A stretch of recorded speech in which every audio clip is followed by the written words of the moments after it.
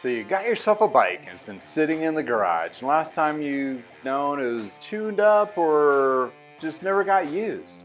Well, those hidden gems definitely need to be repurposed, upcycled, put back on the road underneath somebody that's actually going to use it. So if you have one of these hidden gems, I'm going to show you the 30-minute way of just getting it ready to sell, making sure it's safe for the next owner, and pass on the riding experience.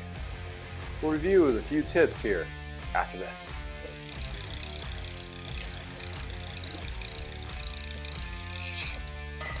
Welcome to I Know a Guy Bicycles, hanging out with a guy. Hi, I'm Justin the Guy. Obviously I have a garage shop, so it's scary how to use one bike at a time. If you want to be kept up to date on latest projects and topics, please like and subscribe. Hey, welcome back to I Know a Guy Bicycles, hanging with the guy. Hey, I'm Justin the Guy on this newer bike.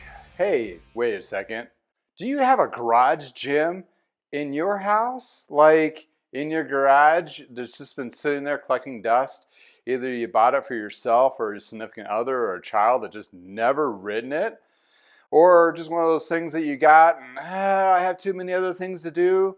Well, it's this time of year and you're like, maybe I need to sell in the garage sale and put it on Facebook Marketplace and that kind of thing. But before you do that, there's a couple things you want to do to make sure. Number one, you're doing the basics to make sure it's safe for the next person to ride. And second, to make sure that, you really do want to sell it. Any case, there's a couple things you want to do. Number one is your research. Research. Get your thinking cap on and your glasses and read up on it.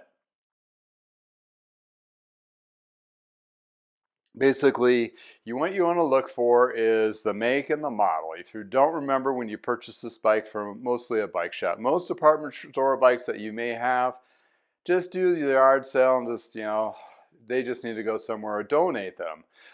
Then they get actually gone through. But with a little bit higher quality, you want to get some more money out of it, which all of us need a little extra cash in our pockets, right? So you just don't throw the bike away in a sense of giving away that potential value. Let's just say that. Number one, there's a thing called bicyclebluebook.com. It's a good reference point for most bikes to start at. To get that information, you need to know first the year of the model of the bike itself, brand, which this one's Cannondale, will be stamped somewhere on there. And then there'll be another model distinction of what level it is. This one is a quick, so it's a quick 8.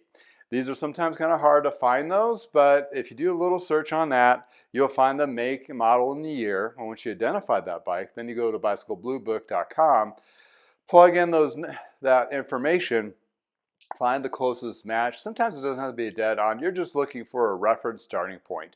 For this particular one, it came up to be around $150 to $200 for private to private sale. There's also a list that's for trade-in. I want to do that unless you really just want to help support your local bike shop and want to trade in a bike.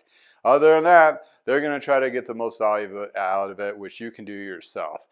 Well, okay, now we did the homework. We figured out what bike it is, what componentry it has on it, which Bicycle Blue Book will have a little stat sheet where it'll tell you all the little specs. That's a good start. That's going to how you build up your listing for the bike. Okay, so that's the background upfront lift that you'll need to build out to entice somebody to look at your Facebook post or your Craigslist post or your eBay post. That's where you're going to start to get that information. Sometimes we'll have a little manufacturer information like the verbiage of the bike and the flowing of the wind and some, heartfelt story about the bike and the creation of it. Yeah, put that in there too because people like to read that stuff. In any case, they also put the specs or some of the main specs like the shifting, the wheels, the frame, at least those basic 3. Because that's what builds up the bike in itself in general. So if somebody's just a somewhat novice or looking for a full aluminum bike like this one or maybe a carbon or what have you, that's a good way for them to filter what kind of bike, and yours will be able to shine within the list that they're looking for. So there's a couple gold nuggets for you for listing to get some value out of it. The next thing is, what do we do? We got this bike. Do we just take a picture of it and throw it up on Craigslist and Facebook Marketplace? Most people do. And Yeah, what I've seen most of the time, they're really bad representation of what great bike this garage gym can be. Okay, let's start with a few basics what you want to do to make sure this bike is ready to shine and has the best potential to the new owner that you want to sell it to. Yes, we're talking about the ABCs. Back to school, kids. A is for air, air. Pump air, that is. Yeah, kind of like hose water, but a little different. You want to get yourself a pump or a compressor with a gauge. You want to look at the side of the tire and it'll say the actual PSI per square inch or per metric inch of air that needs to go in there. Very similar to the car, and you probably check your car tire airs, right? No, nobody does ever. But in any case, these actually will lose air over time. So if you've been sitting in the garage, that garage gym is probably either flat or low on air. So you want to take your pump, put it over the valve, and start pumping. Get it up to that range. This one's probably around, well, let's take a look real quick. It'll be set on the side, and we're looking at, it's going to be like 2.5 to 4.2 bar. Well, here in the United States, we don't go by that. We go by the PSI rating. The PSI rating on this is 45 to 60. So you want to be in the sweet spot. What does that mean to you? Well, if you're selling it, put up to 60. If you're actually riding the bike, that range determines how efficient that wheel is and how comfort it is. Two different things. Efficiency is a higher pressure. Comfort and more absorption on the road is a lower number. So if you want some more comfort on your ride, you can knock it down a little bit. Also, weight will bear on that particular tire. Therefore, you want to make sure if you're a bigger lad like me or whoever, I don't want to judge, but if you're a little heavier set individual, you probably want a higher pressure tire. If you're lighter weight and you feel in the back of your molars just jawing around, you might want to knock that PSI down a little bit. So there we go. We got the air pressure. And don't forget, do both tires. They don't kind of osmosisly self-air the other one up. Yeah, you got to do both. Brakes, brakes, brakes. This is a linear pull brake. Okay, it pulls from the linear direction. You want to make sure that both brake pads, if you have a rim brake style like this, which most of the garage gyms are, except for some discs out there, and if you have a disc, you may want a mechanic to take a look at it and make sure it's safe. But the actual linear pull, you want them to compress equally on both sides to hit the rim so you have an even braking surface. Also, you want that brake pad to be firmly square on the actual brake rim surface, not rubbing against the tire. If it rubs against the tire, it might pop this tire and boom, that is no bueno. So you want to make sure those two are safe and you have a good actually pull. This one's actually a lady step through frame and is, it was adjusted for somebody with smaller hands, so therefore it has a little more give. To adjust these, you can use this bolt here, pull that cable to tighten the tension between them. Or the easier route is most of these will have a barrel adjuster, which I suggest doing. To unscrew this, counterintuitive, when you unscrew it, it lengthens the housing, which tightens the brake. If you tighten it down, like you're thinking you're tightening the cable, it is not. It is actually shortening the housing, which gives you longer cable and more pull. So that's how you adjust that barrel adjuster for the brake. Barrel adjusters can be used for the rear brake too, because you have two usually. Also your derailleurs. Sometimes you have two of those as well. On this particular model, there's a barrel adjuster here on this shifter and this shifter as well. All right, let's go to C-Town. That didn't come out right. Anyway, let's go check out the chain. Chain, that is. C's for chain. Well, it's more for drivetrain. Reason being is you want to make sure it's shifting correctly. There's a plethora of videos out there to do detail adjustment. If you need to do that, go for it. But if you need to do a quick double check to make sure it's working, well, let's start off with the rear first and we'll see what the front one does accordingly. What you want to do is from each notch, most of these are index, which is Shimano integration system or something various of that. So when you got to be pedaling, start pedaling to change those gears. So you got to be pedaling, and once you hit that once gear on your shifter up here, It goes up one at a time. If it doesn't move, you can go back down to your small one, hit that one, and if it's not, I'm going to do an example here. Yes, I'm tightening it to shorten the housing to make it not respond. Okay, hit that gear and doesn't want to go in. You back off, or what we call backing off the derailleur, the barrel adjuster, which means unscrewing it a quarter of a turn to half a turn till you get the result of it to jump up to go. And then you go through each gear up to each indication down. And sometimes it might be a little muffed in the little there. So you want to double check if you need to do any fine adjustment in the middle range, like so. And if it's shifting good, we're good to go. Then you want to take a look at your front derailleur. By doing that, you put it in the big cog in the back, drop it down to its small cog, make sure it's not rubbing against the front derailleur there, and also see if you can get that first shift to get to the middle chainring. And once that is validated, you go down to your small cog, hit your big chainring, because, you know, can you see the idea here? You want your drivetrain to get kind of parallel to itself. Big and big is no good, small and small is no good. It will go there, but it doesn't like it. So what you're adjusting for is extreme out and extreme in, and then you can cross it over and see if that chain will drop down into the middle chainring. So you don't want any rubbing and so forth. If it does rub, guess what? You're going to have to go look for another video that does fine-tuning adjustments on the front and derailleur, and do match it to the make and model, if you can, of the actual componentry derailleur itself. They are all kind of different in like individual ways like we are. Sometimes this derailleur will be adjusted differently to a different one you may have in your bike. So that's why I suggest going to that specific video. Okay, one last thing with the chain. You know it's shifting. We might want to put a little bit of lube on there. Okay, if you have wax chains, which most likely you don't, that takes specific waxing. But most other chains are just a drip oil chain, like the old school WD-40. No, not going WD-40 style, but we're looking for a drip lube. Okay, how do I use the drip lube? Well, you take your chain, go up to the big ring in the back and go down one right here. Then you move your chain ring up front to the far outside. What this is doing is opening up those channels in the chain to let that drip lube drop through. Let me show you. Told you I have WD-40. It actually is chain lube for bikes, formulated for bikes. So I'm just using this as an example because it has a beautiful little drip tab that's bright red. You can't miss it.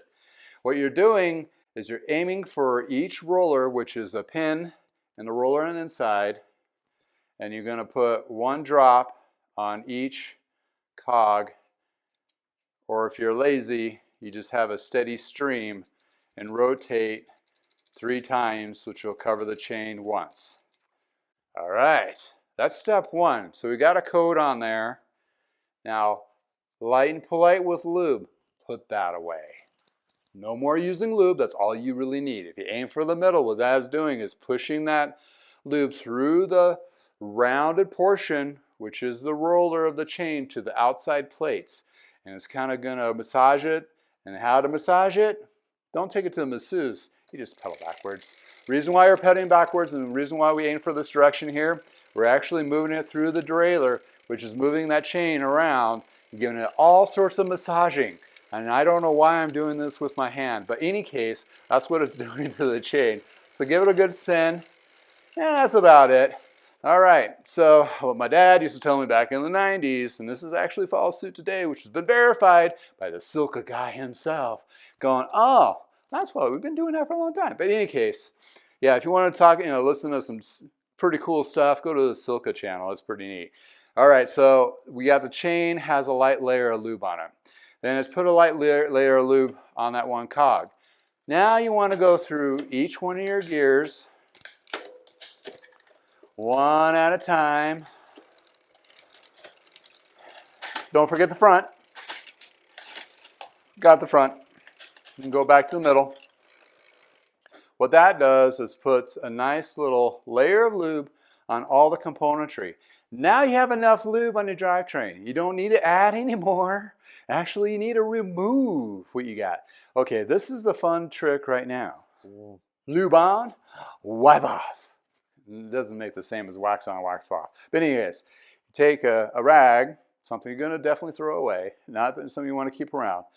And the reason being is that lube is flushed through the inside of the chain out. It's a drawing agent. It likes to push. So what's going to push out is all the gunk that's sitting in there. So this is where you take your cloth or your rag and wipe off as much as possible. Don't worry, you won't be wiping off too much, but there always will be some lube in all those little nooks and cranny areas. That's fine. And actually with the lube that you're wiping off is also polishing the outside of the chain to make it kind of look clean. Okay, if your drivetrain is a hot mess, well, you're going to need to do a drivetrain clean. That's a whole different thing. This is the garage gym works where never been used. This chain hasn't seen more than 5 miles anywhere. I think it had more travel in the car than ever did on the bike path. So if you have one of those, that's what we're talking about cleaning here. Just wiping it off in fresh lube. You can use this for your everyday ride too. So this is a double dinger, a double win video for you trying to get rid of something you might have and try to refresh something you already do want to still use. So there's the chain. Drivetrain's clean. You know it shifts. You got the tires are aired up. I think you're good to go. One last thing though you want to do. Okay, has any of you been on a date? Right?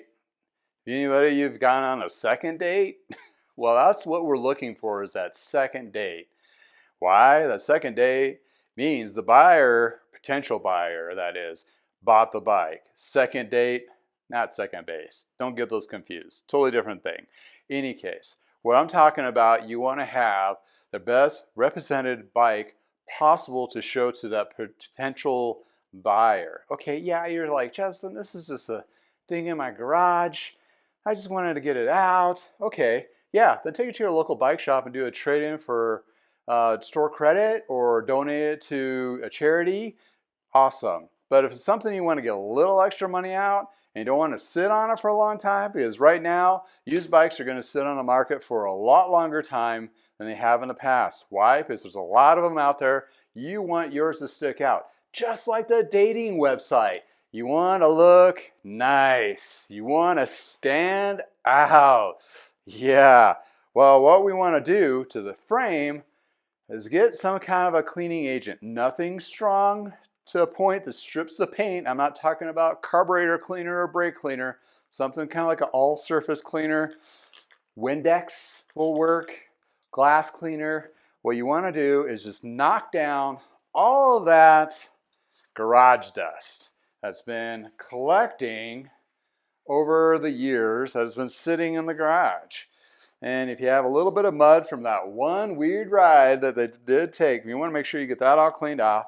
If you have like a caked up area, you can squirt it down with your cleaner, use a rag or a brush, and then you could follow up by taking just straight water in a bottle or light pressure hose water and clean it down to make it clean. Get that gunk out of there, that kind of thing. So we're going to clean the painted areas, the brake bits, the shifter bits, all those things. You want to get all that grime off. And if you want extra credit and be one of those students at school that always wiped off the chalkboard at the end of the day. Oh yeah, do you know what a chalkboard is? Any case. Then you want to go with a polish. You can use like those fancy waxes of your cars. You can use something that's just a spray style. What I have here is a Color Crush. It has it's super fancy. You don't have to get this elaborate, but you want to get something on there that actually makes it shine. And 9 times out of 10, you're going to be taking this bike outside where the sun is, and it's going to show all those little blemishes, the smudges and all that. So you want to take a nice little kind of, you don't have to go crazy and do a ceramic coating. You can if you want, But something like from lithium, the Color Crush, you can use this on cars and a whole bunch of other different things. This is what you just put it on a rag or an applicator if you're really into it. This is just a clean paper towel style rag, and you just want to coat the frame and give it a good little polish. And this stuff, most of these types of sprays, you put on a rag, you apply it. It could be used on the componentry, brake arms, that kind of thing, chain stays, derailleurs on the plastic bits, that kind of thing, to get that gunk off. And what's going to happen, let it sit for like 5 to 10 minutes and come back with a fiber cloth. I'm pretty sure you have something like this, or steal an old t-shirt or something, and just wipe it down and get that polish. Why? You want it to look really good in the sun, right? You want to like take that shower before you go on that first date, right? And guess what? You want to put on a little, little perfume. Well, the funny thing about a lot of lubes, and the funny thing about a lot of these higher end or mid-range cleaners, they have a scent to them that makes you go, ooh, they're clean, or they're attractive, or something. It triggers these weird things in our brain and go, oh, I kind of like that. All right, so we're getting somewhere, right? In any case, you want the frame, the componentry, the bars, the grips, the seat, get it all wiped down. Okay, yeah, this is really going to take you no more than 30 minutes to do the whole bike proper. If you really want to do the bonus, then you take some Armor All style tire cleaner of some sort, and then same kind of thing. Don't spray directly onto the bike. I don't really suggest that on a lot of stuff except for just water. Use a rag like so, and then you can just put a nice wipe of the tire, especially if it's a smooth tire. It'll get a lot of that gunk, and if anything, it gets the sidewalls. Same kind of thing you would do on your car, right? To make it kind of look shine and bling. Therefore, you got yourself a sharp looking bike. It shifts, it stops, the air pressure is correct. All they may need to do is just do a little bit of adjustment on their seats. Then you're there. You're ready. The bike is ready for its first date. Yes, first date to be listed on all those dating profiles for bikes. Yes, Bike List, that's one. Facebook Marketplace, Craigslist, eBay, got a plethora of them. Or, it's one of those things, if you want to trade it in, do this kind of stuff, and that mechanic's going to find less things to knock down that trade-in value. Same thing for a car, right? In any case, it's ready for its first attempt to date to get to the second date, not second base. And before you go there, you got to have a good representation. You want to present yourself, the bike, that is, to its first date. How do we do that? Well, let's think about this. I'm a professional bike mechanic. I've been in the industry for over 30 years. I've seen a lot of bikes going in and out of my stands, from used to repairs to various new.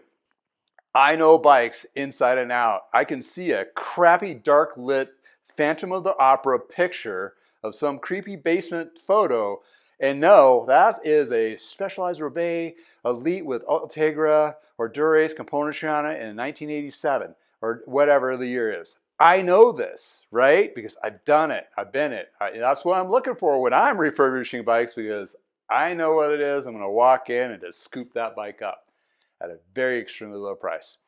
You don't want to be seeing one of these. You want to see just a regular Joe individual that wants to get a bike for themselves or for somebody else that they're buying for, right? I can't stress this enough.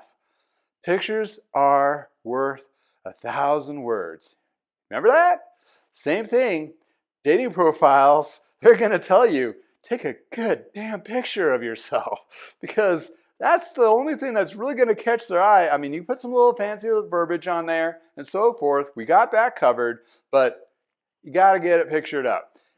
Put it somewhere where it's more of a monotone background. So the only thing that sticks out is the bike. Okay? Shown here.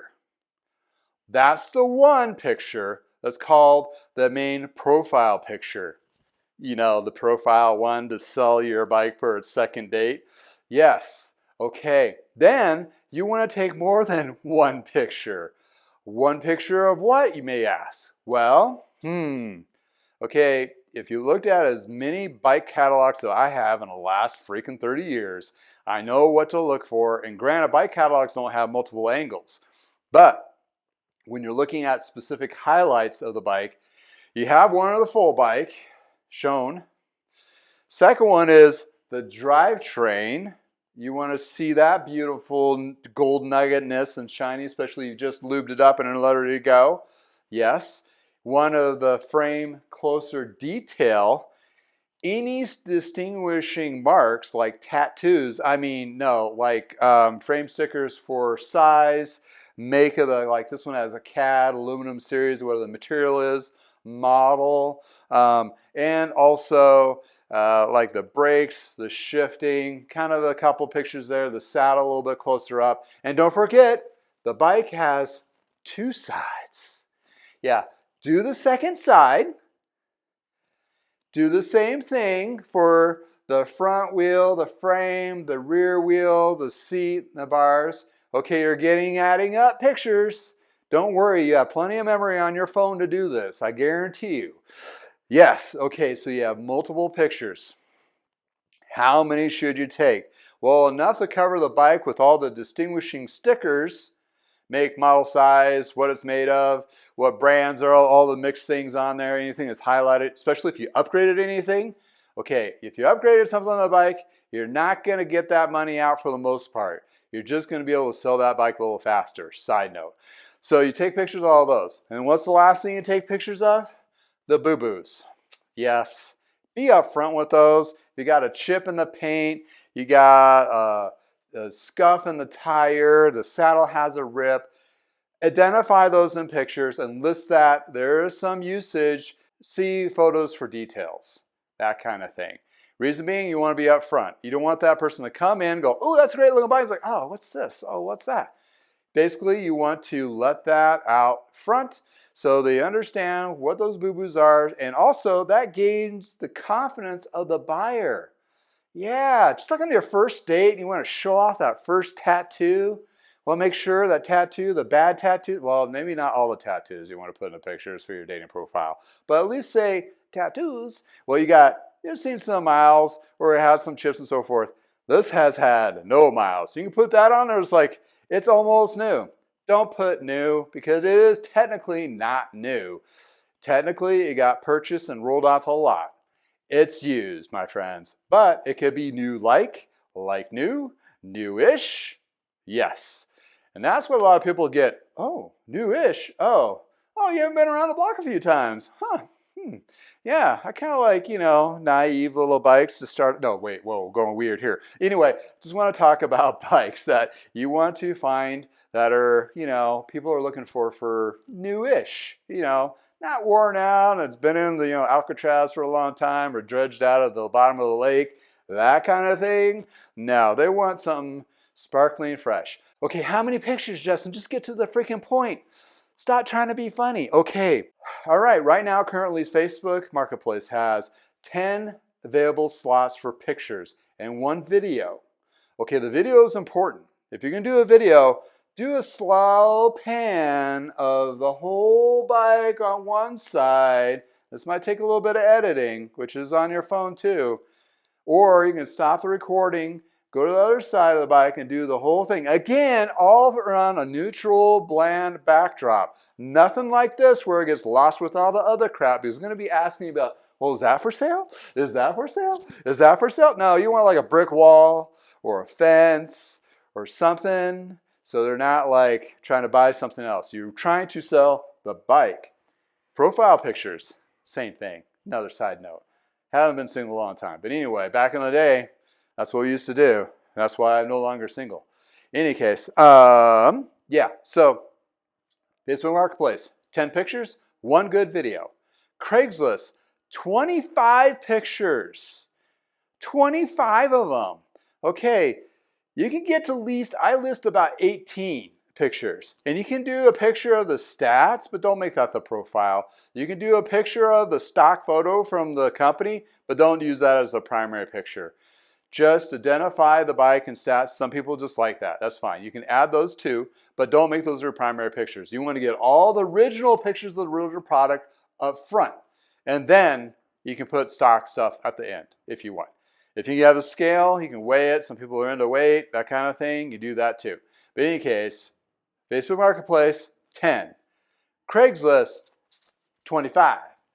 Bike list, I think 25-ish or so. Same thing, but they don't have a video. Craigslist doesn't have a video either.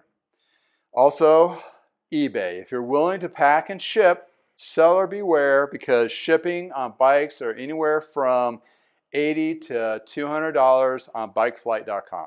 Use bikeflight.com. This is not a paid promotion. That's what I use. It actually works really well. Basically it's a cheaper platform algorithm to use to get the cheaper price for using UPS. Simple as that. They go by volume. That's how they make their money. In any case, it gets you a really good low price. Make sure they have great videos on how to box up your gym and be able to get it shipped out. So you can be not afraid to do that. I have other videos I'll list in the description below. Therefore, you can kind of take the scary out of boxing out yourself. In any case, if you want to put on eBay, you can do, I think now, up to like 15, maybe 20 pictures and one video as well. Same concept, and be full frontal for everything is detail. It fell on the garage, it got a little paint chip, whatever the case may be, blah, blah, blah. Be up front, definitely.